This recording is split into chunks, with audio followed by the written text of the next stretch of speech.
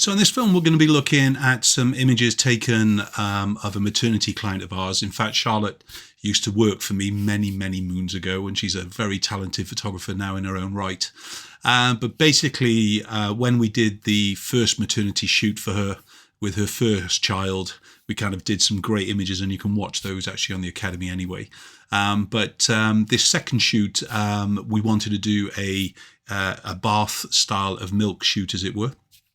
But instead of going out to the client's home, which would be the easiest thing to do, we basically were going to be using the likes of a blow-up pool in studio.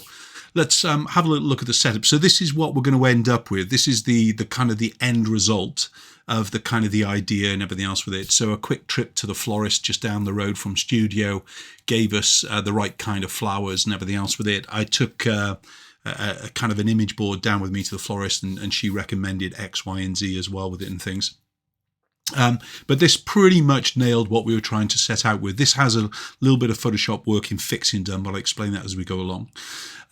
So before we basically got into the pool, there was, you know, the whole shoot done no matter what, yeah, including the first child, a husband as well, and so on. But basically the main goal was to end up in the kind of the pool that looked like it was a bath, and it was filled with milk and things really. So it was milk, but it's very, very diluted down. I'm sure there's alternatives to use. It was agreed with Charlotte in advance exactly what we were going to do.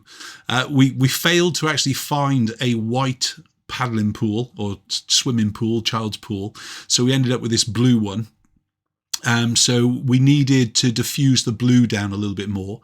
The blue wasn't the big worry of the kind of the translucent panels, because obviously, you know, it would add some kind of watercolor, blue in other words, to the scene. But of course, really what we want is a milky white and not a blue white and things. But we did tape the sheet onto the sides of the pool with just some gaffer tape and everything else with it and things really. And then obviously as we filled it up with warm water, I'll add to, basically, obviously it kind of settled into the actual pool itself. The reason that we left, obviously, the pool shoot to the end was because we knew Charlotte was going to get very wet. She'd done a great job on her hair, and that was the last thing we wanted to do. So this is the kind of the first getting into the pool kind of shot, while we're kind of, she's just setting herself in.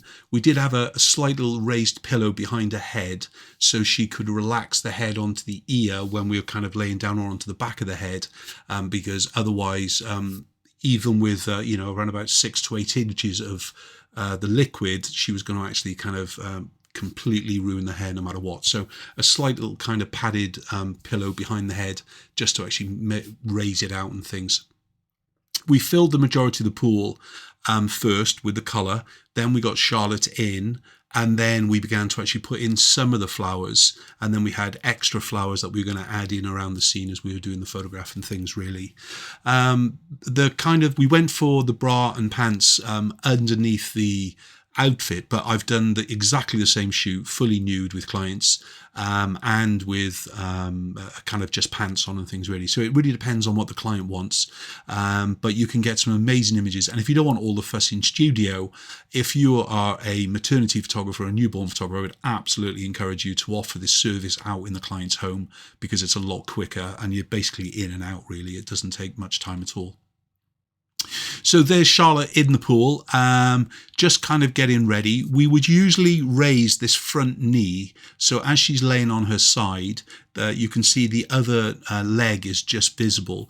If we were photographing nude here, we would definitely raise this front knee up higher so it would hide the groin. Okay, as is, you know, we would use hands or arms to actually hide nipple if that was the case and things as well. I wouldn't put flowers on it. I think it'd just look weird. But again, it's about bringing taste in towards the image.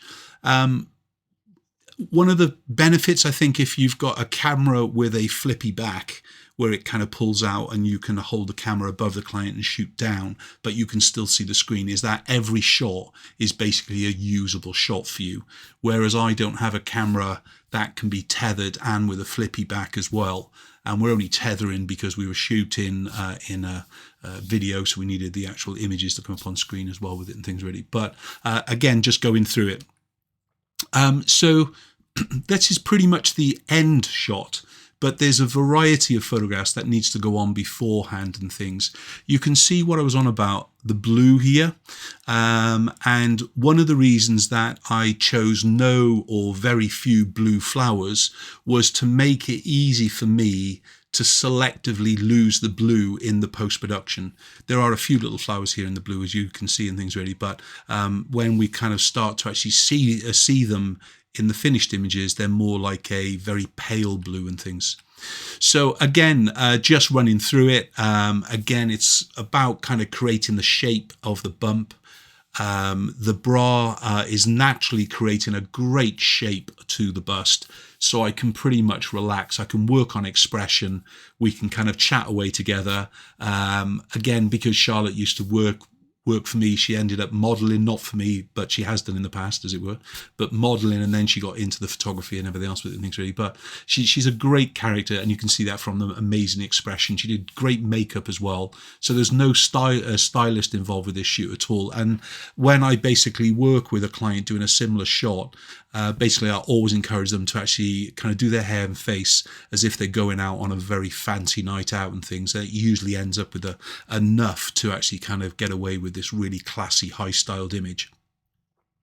Be careful when you're photographing too low a position. So in other words, the closer you are to the knees, the more you'll look into the groin.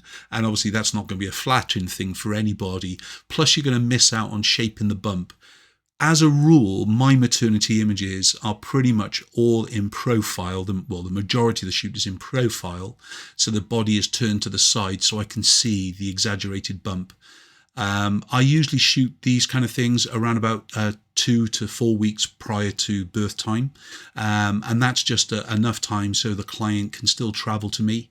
But also more so can get in and out of the pool. Her husband's there anyway to actually help her in and out, as well as my team. But it's also as well so we don't miss out on the shot, because a lot of our clients really want this image. And if you have the facilities to do it, it's really worthwhile doing. So I mentioned that I did her first maternity shoot, and there he is. He's a little bit bigger now. He arrived with his little bike and riding around the studio as well and things. Debbie, my wife, she's actually on the left-hand side. That's the black kind of sleeve of her arm, kind of coming in to move all the kind of things around. But again, I opted for a natural light approach with this image. You might have seen a similar shoot that we did during lockdown, and we were using a model in the pool where we used flash then because we're shooting in winter time. But again, we had a big, huge window in Studio One as an old church. It was great and things really. So just running through the kind of the posing, the animation. I kind of quite like the classics as far as the use of the hands and the figures.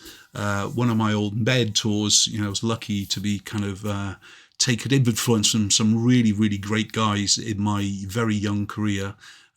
Even though my studio was already open and things really, they talk about hands and the gracefulness of hands and positioning in the classics. And when you start to see it done well right, and you start to see a ballerina or a dancer and a model using the hands in the right way, it literally all just flows together. But I get it. We all get caught up in the moment, and you're kicking yourself a little bit when you kind of get back and you look at the images and you think, oh, I should have taken a little bit more time on the pose, the animation and things really.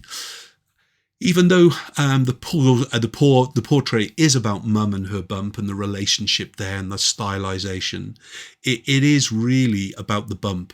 And so it's kind of weird when you say that mum is almost secondary in the shoot. And I don't mean it in a derogatory way at all, but basically we're there to make amazing image of the bump. So all the posing, all the animation is really based around how will this look on the wall, because it's going to look great.